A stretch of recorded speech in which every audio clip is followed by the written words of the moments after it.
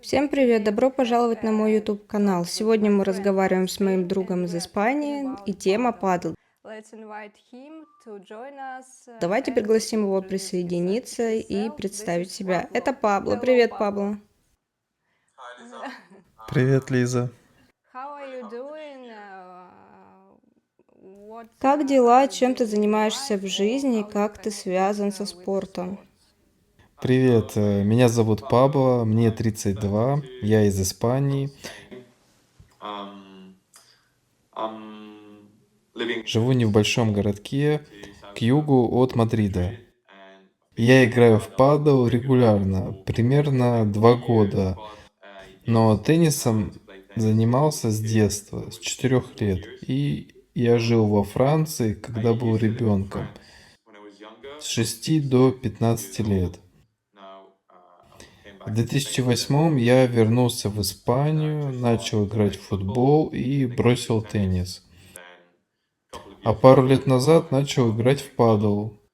Сейчас я работаю в УЕФА, в футболе и вообще люблю все виды спорта. Футбол, падл, теннис, Формула-1, баскетбол, велоспорт. Ну, в общем и все, спасибо. Я знаю тебя, наверное, уже лет 5, я за тобой наблюдаю. И помню, что ты занимался только футболом. Но как так получилось, что падл стал важной частью твоей жизни? Насколько я знаю, ты тренируешься аж 4 раза в неделю. Ну, в общем, мои друзья начали играть в падл, и они постоянно говорили о падале и о том, чем занимаются после тренировок или матчей.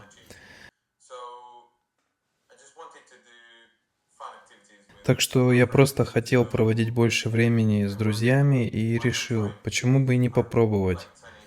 Я много лет играл в теннис и жил во Франции, когда был ребенком, и занимался теннисом. Не на супервысоком уровне, но довольно неплохо. И я подумал, ну, наверное, мне будет несложно перейти из тенниса в падл, но это оказалось ошибкой, потому что на самом деле это сложно, особенно из-за стенок. Эти стены, сначала я вообще не понимал, что происходит, но потом теннис помог мне адаптироваться, потому что удары в целом похожи. Форхенд, бэкхенд, смэш. Да, техника немного похожа, но тактика, а особенно отскоки от стен и поведение мяча совершенно другие. Вот так я и втянулся в падл.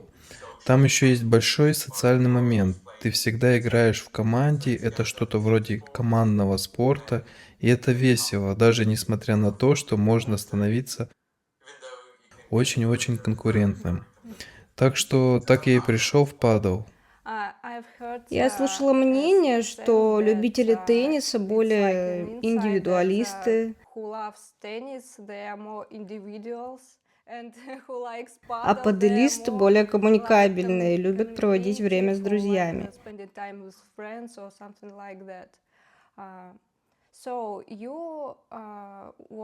Ты ведь играл в теннис с детства, верно? Да, я начал играть в теннис, когда мне было около 5 лет Мгм. в местном клубе. Потом я переехал во Францию и продолжил играть. Я занимался теннисом до примерно 14-15 лет. Потом я перестал играть в ракеточные виды спорта, потому что больше увлекся футболом. Футбол в Испании огромен. И вернулся к падлу только 2-3 года назад. И знаешь, это вызывает зависимость. Ты хочешь играть все больше и больше, потому что прогресс очень быстрый. Это не как теннис. В теннисе прогресс идет медленнее, нужно много тренироваться. Много техники, плюс нужно быть в очень хорошей физической форме, чтобы играть в теннис. Yeah, right. Но нужно быть быстрым, нужна выносливость, а в падале есть стены. и они сильно помогают. Иногда ты бьешь по мячу очень сильно, прям мощно, и это совсем другое дело. Да, я вообще боюсь этих мечей от стены. Я видела видео, потом тебе отправлю, где мужчина ждал мяч, а партнер случайно ударил его ракеткой, врезал ему. Боже, так больно было смотреть. Да, в падале такое случается постоянно. Попадание мячом или когда ты сам кого-то задеваешь мячом, это очень частая ситуация. В каждой игре бывает. Ты же не специально, ну, по крайней мере, не всегда специально, но всегда говоришь «извини». И люди понимают. На прошлой неделе я сняла видео про пиклбол. Слышал? Я знаю, это Выглядит как самый безопасный вид ракеточного спорта.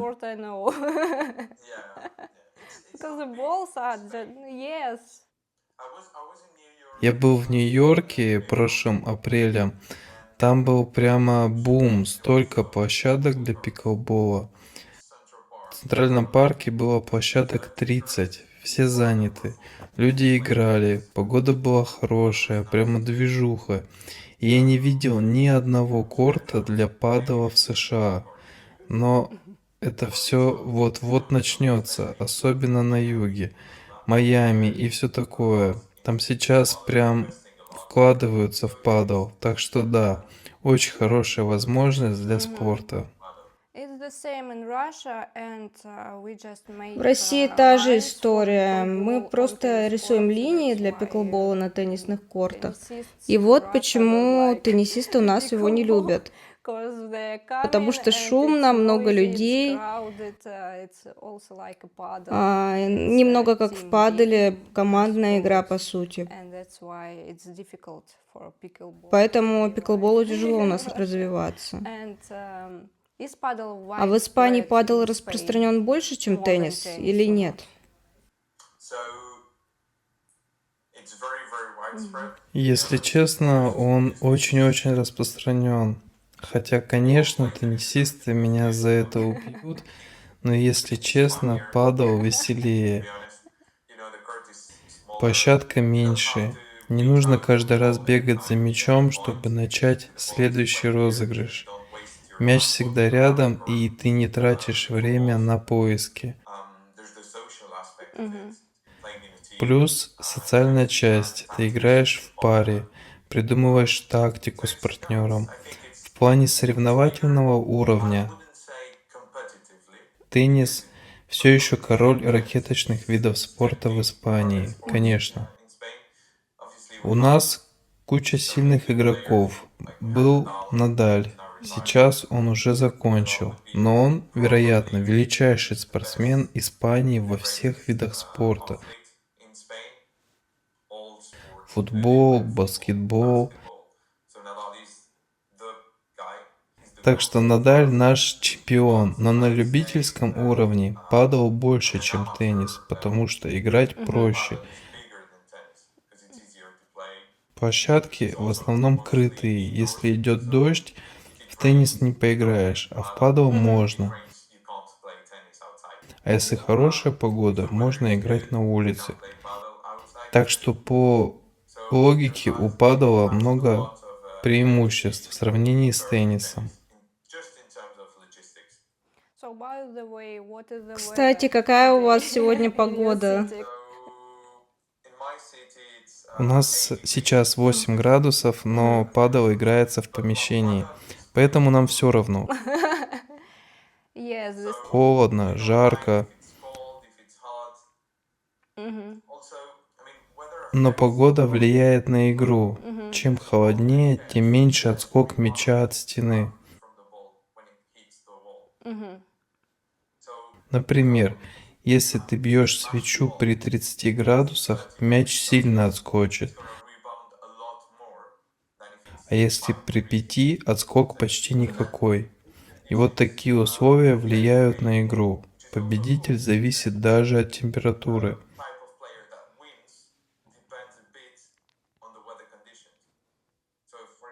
Например, очень силовой игрок будет иметь преимущество, когда жарко, а более техничный игрок, наоборот, будет сильнее в холодную погоду. Мгм. В теннисе обычно выигрывает самый мощный. Алькарас, Синнер. Такие ребята побеждают, потому что они сильнее физически, выносливы. Всегда так. Для чисто техничных игроков в теннисе почти нет места, но в паделе есть.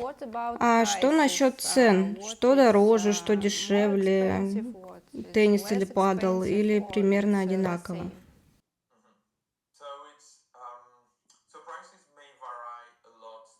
Все зависит от того, где ты играешь. В большом городе спрос выше, цены повыше. В маленьком дешевле. Есть и государственные корты, которые ставят муниципалитеты. Такие площадки дешевле, но обычно они на улице. А если погода плохая, если идет дождь, там не поиграешь. А бесплатные, вообще бесплатные корты есть? Нет, совсем нет. Прям бесплатных нет, но есть очень дешевые. На государственных кортах с тебя возьмут примерно 2 евро с человека. Это вообще копейки. Каждый может себе это позволить. В частном клубе ты заплатишь примерно от 6 до 10 евро за корт, за 1,5 часа. То есть между 4 игроками выходит где-то 8-10 евро на всех. Мгм. Это примерно 2-2,5 евро с человека на госкорте и 20-60 евро за корт в частном клубе, смотря где он находится. Мгм. Все равно довольно доступно. Мгм. То есть платишь от 6 до 15 евро за 1,5 часа, а в теннисе все то же самое, только вдвое дороже. В итоге платишь вдвое больше, сама понимаешь. Да, а вот в России ситуация такая. У нас тоже разные цены, но, как мне кажется, кортов не хватает. Помнишь, пару лет назад в соцсетях снова появилась теннисная эстетика в Pinterest.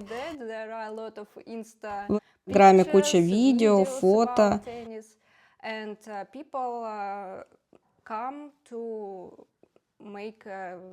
Люди захотели прокачать свои навыки или начать играть в теннис.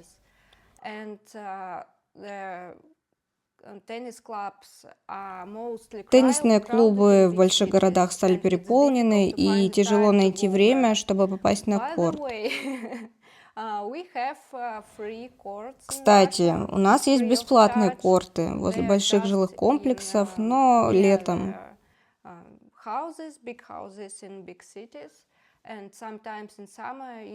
Но лето у нас очень короткое.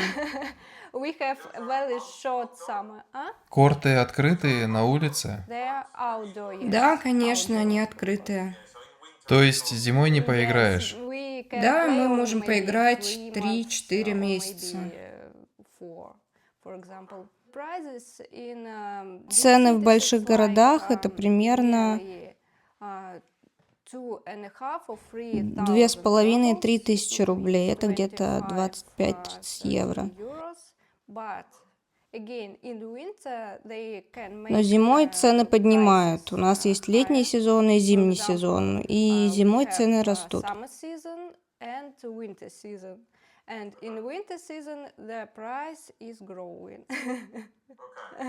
Это потому что нужно отопление. Да, да, да. В России в основном крытые корты. У нас в основном закрытые корты, потому что для владельцев это выгоднее. Некоторые корты можно использовать только летом, может быть еще и в сентябре и в мае. А остальное время они пустуют и денег не приносят. Ну да, нужно же отбивать инвестиции, это точно. А смысл делать открытые корты, если ими пользоваться можно только 4-5 месяцев в году?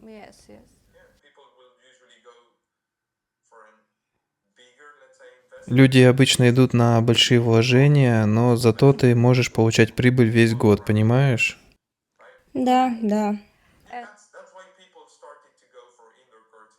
Поэтому и начали строить крытые корты для падала.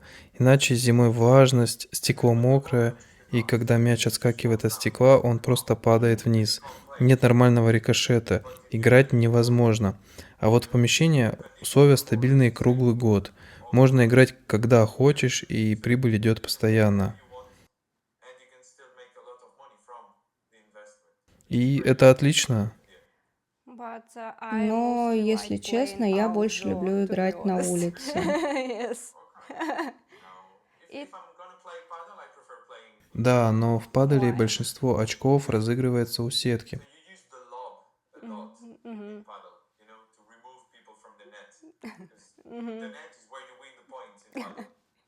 Чтобы согнать соперника от сетки, ты делаешь либо обводящий удар, либо лоб.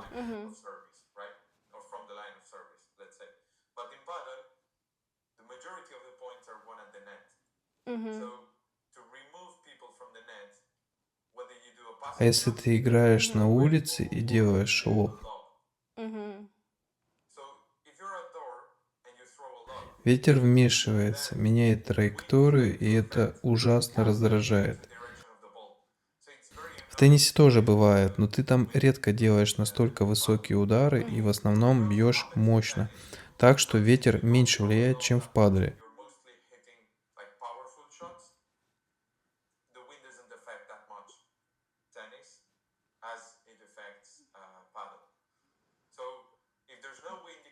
Если ветра нет, играть на улице супер, но если ветер есть, это мучение, очень сложно, правда.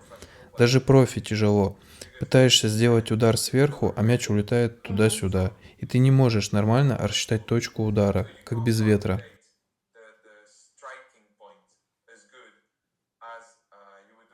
Поэтому большинство предпочитает играть в помещении. А как падал вообще пришел в Испанию? Он давно популярен или это какая-то недавняя история?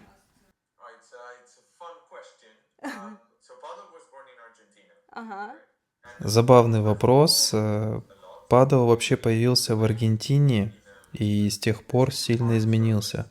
Сначала играли на жестком покрытии, почти как теннисные корты. Потом все перешло на искусственную траву с песком, и ракетки были очень тонкие. Вот такие. А теперь 38 миллиметров толщиной. Да, они такие большие, толстые. В общем, спорт родился в Аргентине, а потом в начале 2000-х президент испанского правительства начал играть в падл. И люди тоже стали играть. Поначалу это был спорт для обеспеченных людей.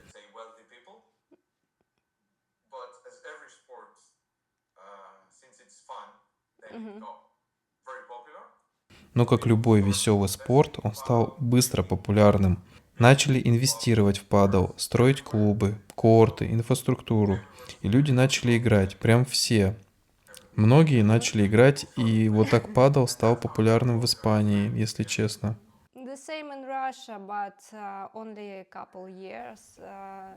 В России то же самое, но всего пару лет как. Люди начали инвестировать в падл, строить корты. В Москве, наверное, намного популярнее, чем в Петербурге. Но клубов сейчас строят много, прям много. Но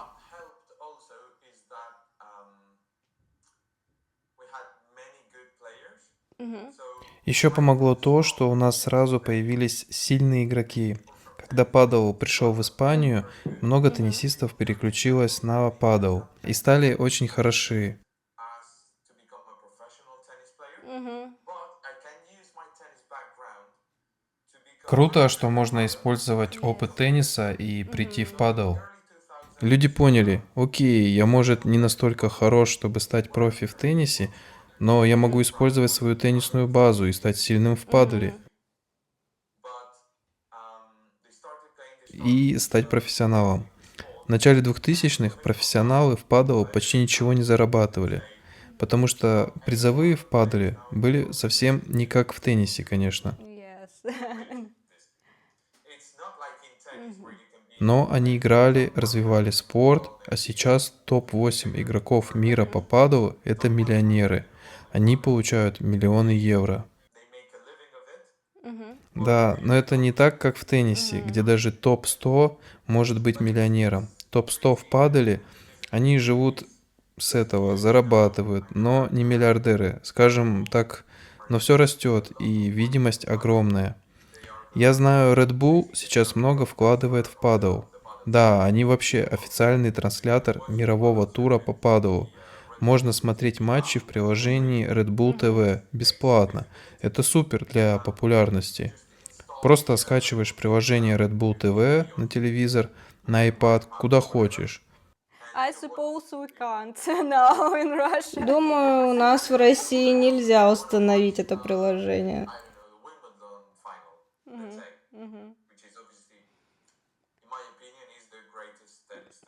Вот да, например, если хочешь посмотреть финал Вимблдона, по моему мнению, лучший турнир вообще Вимблдон. Чтобы посмотреть финал или Мгм. турнир, нужно иметь кабельное ТВ, а это платно. А если хочешь посмотреть лучших игроков падал, включаешь на Smart TV бесплатно. Yes, it makes sense. Да, это имеет смысл.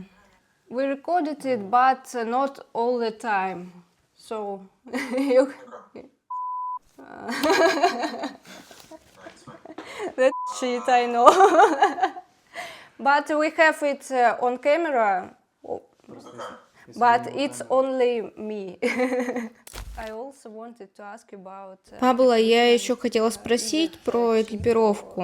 Дорогая она или дешевая для падала и тенниса в Испании? Да, но если честно, про теннис я точно не знаю. Но думаю, примерно то же самое.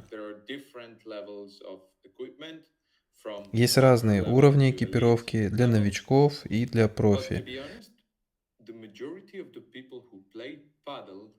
Но честно, большинство людей, кто начинает играть в падал, они сразу идут и покупают самые дорогие ракетки. Просто потому что круто, потому что нравится, потому что их любимые игроки такими играют. Даже дети. Марок ракет куча. Есть огромные бренды, например, Adidas. Игрок мирового рейтинга номер 2 использует Adidas. И ракетку, и обувь, и шорты, и футболку, вообще все. У тенниса есть свои бренды. Wilson, Babolat, и они сейчас активно входят в падл. И это доказывает, что падл становится огромным, когда такие крупные бренды начинают вкладывать в него большие деньги. Бабалат, у них Надаль, сейчас Алькарас, и они тоже заходят в падл индустрию. Вилсон, у них король. Для меня лучший игрок в истории Роджер Федерер. И они тоже очень активно идут в падл. Они делают не только ракетки, но и мячи для падала, которые немного отличаются от теннисных. Что касается экипировки, начать играть в падл можно, купив ракетку за 40 евро. 30, 40, 50 евро для старта достаточно. А дальше цена растет вплоть до 400 евро за ракетку, что, честно говоря, довольно много.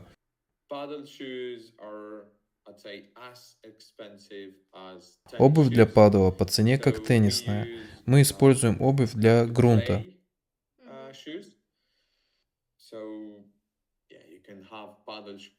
Так что кроссовки для падл могут стоить около 40 евро и до 180 евро. Но сейчас много распродаж и скидок. Можно купить обувь прошлой коллекции, она дешевле, чем новая. Ну, как на рынке моды, все то же самое. Обувь для падала отличается от теннисной?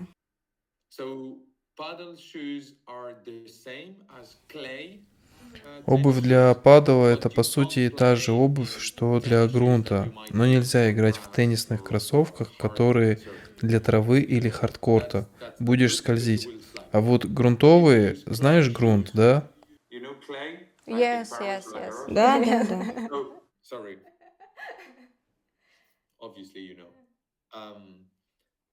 Так вот, в грунтовых играть нормально. Они держат сцепление хорошо. Есть и специальные падл-кроссовки. Они очень похожи на грунтовые. И да, можно играть и в грунтовых, все ок. Но после игры твои кроссовки будут синие, потому что корты обычно синие или зеленые. Зависит от покрытия. So you can't wear white То есть белые кроссовки нельзя. Можно, честно, можно, но потом придется их for мыть. once, Один раз можно надеть белые, и все, да? like on clay. Да, как на грунте. Если играешь в теннис на грунте, кроссовки тоже становятся полностью рыже-коричневые. So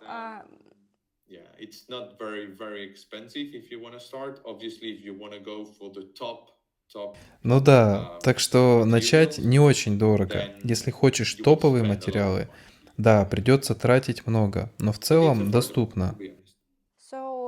То есть те же бренды, что и в теннисе, в основном популярны и в паделе, да? Да-да, есть Wilson, есть Babolat, есть Head. Технофибра тоже делает ракетки. Какие еще? Например, Yonex. Нет, они не делают.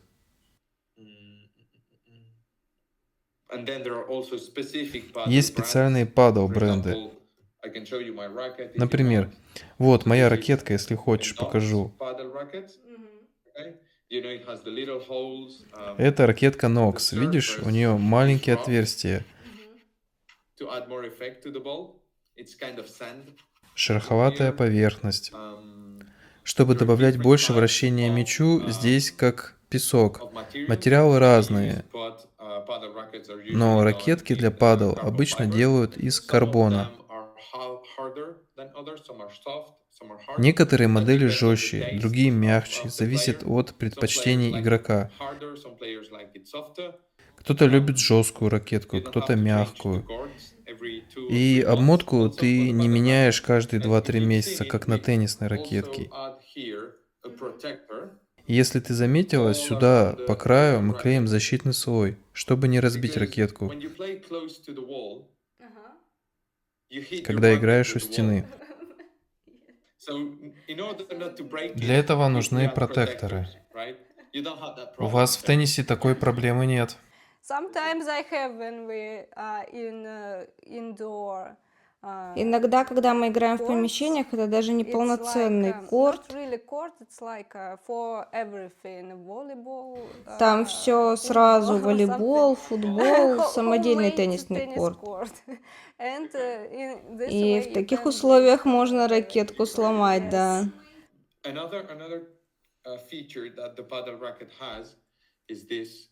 Еще одна особенность падал ракетки — вот этот шнур. Его обязательно использовать. Это по правилам.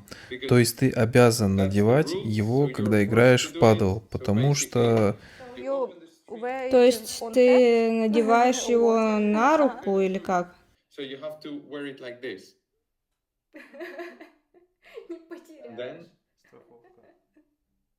То есть нужно носить вот так. Это обязательное правило. Если не наденешь, проигрываешь очко. Потому что в падале бывает много случаев, игрок бьет по мячу, ракетка вылетает из руки и попадает сопернику. Если нет шнура, со шнуром такой проблемы нет. Yes, it makes sense also. So I just wanted to ask you Да, if логично. Я Spain хотела or спросить, some есть ли в Испании или near в Spain каких-то countries have странах рядом their local локальные tennis or бренды, paddle свои brands. теннисные или падл бренды. Да, в Испании много падал брендов, теннисных испанских брендов, по-моему. Нет, для начала падала, да. Та ракетка, что я показывал, например, испанская.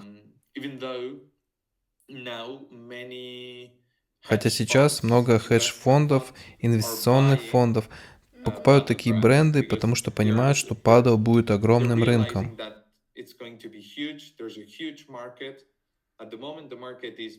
Рынок сейчас в основном Испания, Аргентина, Португалия, понемногу Италия и Франция. И очень сильно растет в Дубае, Абу-Даби, Катаре. Там он становится огромным. Инвесторы это видят и понимают, что здесь отличная возможность вложиться. Особенно, когда падал вот-вот ворвется в США и на Ближнем Востоке тоже. Поэтому фонды покупают бренды, инвестируют огромные деньги. Так что сейчас хороший момент, чтобы создать свой бренд ракеток, если есть финансовые ресурсы и силы, конечно. Но рынок реально большой и с огромным потенциалом. In Russia we have one brand 76 and В России can be есть an один бренд advertisement. 76. Yes. Это не реклама. But it's not. 76 we're Но waiting for 7-6 you. мы вас ждем.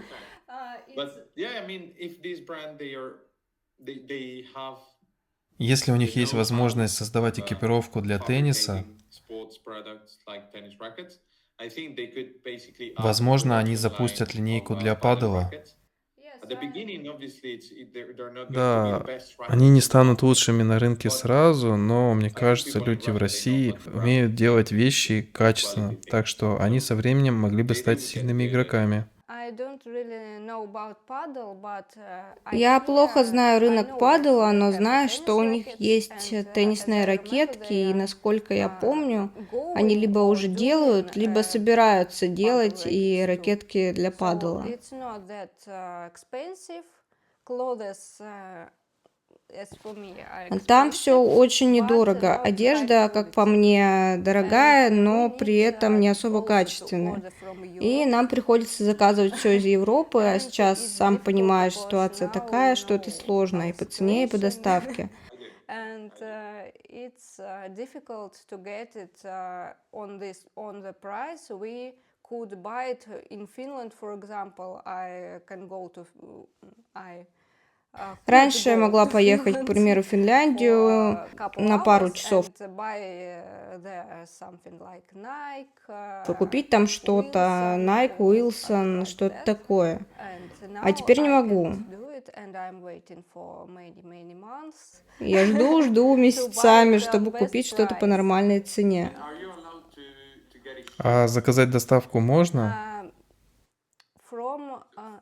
From some Из shops, некоторых yes, but магазинов mostly да, people но в основном order from people люди who are заказывают going через to, for байеров, example, которые едут, Italy, например, в Италию. buy Они покупают там some что-то, stuff что you ты им ordered and заказал, come и back привозят, and когда bring it back. возвращаются обратно. But it's not Но это in a все big, не в больших, В количествах.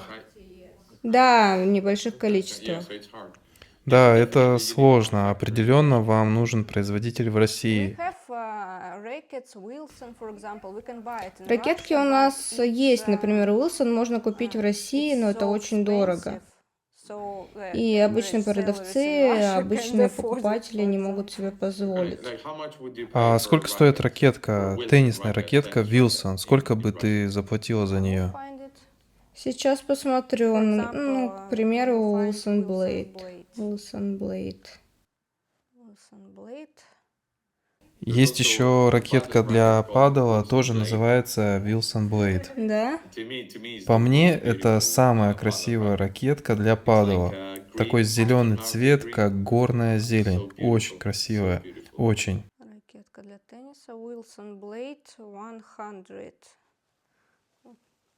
Do you see it? 100,000?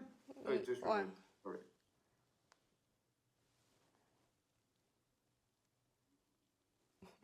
So those are rubles, right? Yes. 34, То есть 35 35,000 тысяч это сколько? rubles. Yes. So let's 35,000. What? That's like 390. Что, No, 390 you're kidding. евро? Ты шутишь? Это Wilson Blade, да? Yeah, let me check how much Так, it сейчас costs. посмотрю, сколько она стоит I will здесь. open it wider on the screen. No, it's fine. Okay, so now we have like Black Сейчас у нас Friday идет here. Черная You know what it is? пятница. It's Ты like знаешь, big что sale, это? Black Большие Friday. скидки. It's also, I suppose, it's also Black Friday. So it's it cost. У нас тоже, думаю, сейчас Black 37 Friday. Вот она стоила 000, 37 and тысяч, а now сейчас 35 тысяч. 35,000. So Wilson Blade in Spain. У нас в Испании Wilson Blade, самая дорогая версия, стоит 270 евро. Euros, which is around 25,000 rubles. Это где-то 25 тысяч рублей. Это самая дорогая. Remember about that you have a different life level, for example. Here in Russia, Ты еще учти, что уровень жизни у вас другой. Например, в России не самая высокая зарплата. В Санкт-Петербурге повыше, потому что город большой. Но самое интересное, что средняя зарплата здесь около 45 тысяч рублей в месяц. 40, that's the average. Это средняя, да? 45,000. Окей. Да. 45 тысяч? Wow, that's 500 euros. Вау, это 500 евро. Да, да.